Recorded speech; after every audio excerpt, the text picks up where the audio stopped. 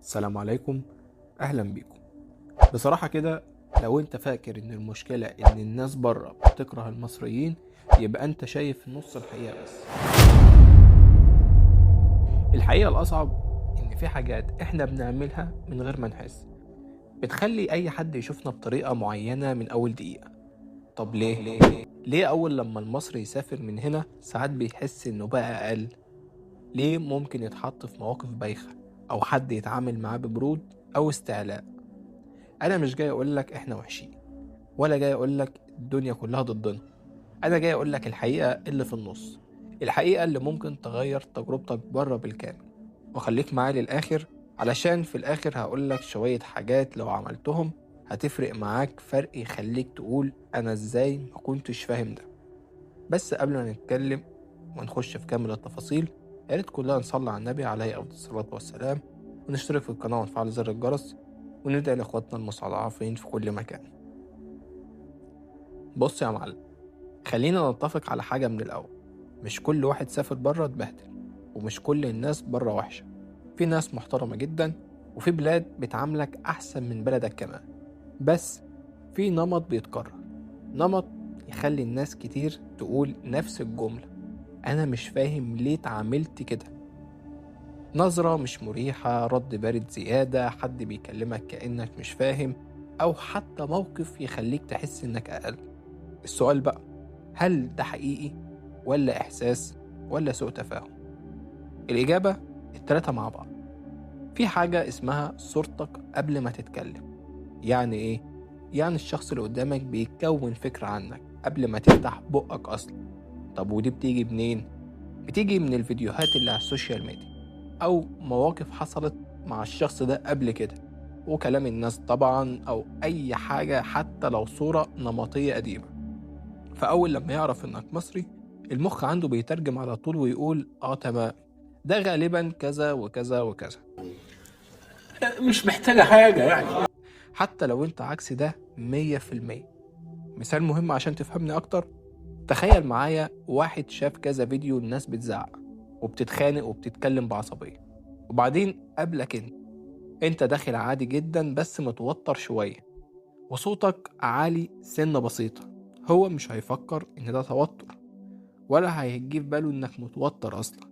هو هيفكر اهو زي ما توقعت بالظبط، عصبية وهمجية وي وي وي. وهنا المشكلة، الجملة المهمة هنا: الموضوع مش انت، الموضوع الصورة اللي قبلك.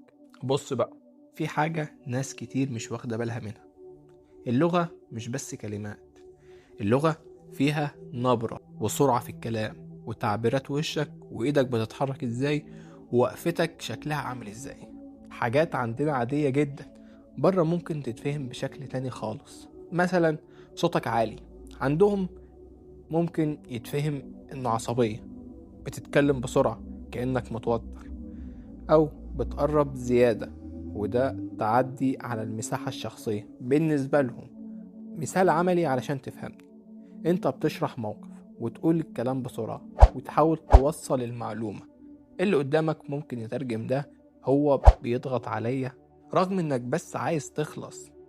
الخلاصة، انت بتقول حاجة وهم بيسمعوا حاجة تانية خالص. خليني اقولك حاجة بصراحة: في ناس بتدور على الأسهل. لو حسوا انك متوتر او مش واثق من نفسك، او مش فاهم النظام، او مستعجل، في ناس بس مش الكل ممكن تستغل ده. مثال: واقف في مطار، موظف رد عليك ببرود، انت اتوترت وبدأت تشرح كتير. في اللحظة دي هو شافك واحد مش مسيطر، رغم انك طبيعي جدا. يعني الخلاصة، اللي قدامك مش دايما بيشوف نيتك، بيشوف تصرفاتك. طيب، السؤال الصعب هنا: هل احنا بنغلط؟ اكيد طبعا بنغلط، مفيش حد معصوم من الغلط. بس خلي بالك، مش معنى كده انك تستاهل الإهانة. أخطاء بتتكرر دايما، وهي الاستهتار بالقوانين وماشي الدنيا تمشي، والصوت العالي، والهزار في وقت الجد، وعدم الالتزام بالمواعيد، والإلحاح الزيادة.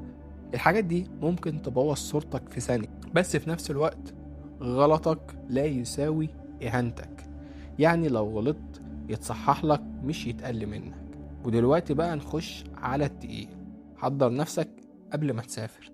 افهم الناس بتتعامل ازاي، النظام ماشي ازاي، ايه اللي يتقبل وايه لا. نبرة صوتك اهم من كلامك. اتكلم بهدوء حتى لو انت متضايق، وقلل كلامك وزود وضوحك. يعني ايه؟ بدل ما تشرح كتير قول جملة واضحة. اعرف حقك بس من غير شوشرة. يعني مش لازم تعلي صوتك علشان تاخد حقك. سيب انطباع محترم. كلمة شكرا بتفرق أكتر مما تتخيل. اسأل وما تخمنش. لو مش فاهم حاجة اسأل بهدوء. في جملة دايما بنسمعها: الدنيا كلها ضدنا. الحقيقة مش دايما طبعا، ساعات بيبقى سوء فهم أو اختلاف ثقافة أو تجربة سيئة من حد قبلك. من الآخر، الموضوع عمره ما كان إنك مصري أو هندي. الموضوع هو إنك بتوصل نفسك إزاي. لو فهمت ده هتلاقي نفس الناس اللي كانت بتتعامل معاك ببرود بدأت تحترمك. هل حصل معاك موقف حسيت فيه إنك اتعاملت بشكل مش مريح بره؟ اكتبلي في الكومنت بس من غير تعميم. ولو الفيديو عجبك اعمل لايك واشتراك، وابعت الفيديو لأي حد ناوي يسافر. وأبسط حاجة ممكن أقولها لك: إحنا بنعمل في نفسنا كده. الصورة اللي متاخدة علينا بره بسبب اللي إحنا بنعمله. أبسط مثال خالص: اللايفات اللي على التيك توك. ليه دايما بنطلع نقلل من نفسنا وندعم المحتوى ده؟ أكيد طبعا اللي بره يشوفونا بشكل مختلف، بس دول اللي ما يمثلوش غير نفسهم. واحنا طبعا مش هنتعمق في المواضيع دي، بس لو حابين نعمل عن الموضوع ده فيديو عرفونا في الكومنت واحنا ممكن نتكلم عن الموضوع ده. وكده خلصنا الفيديو بتاعنا. اشوفكم في فيديو جديد. سلام.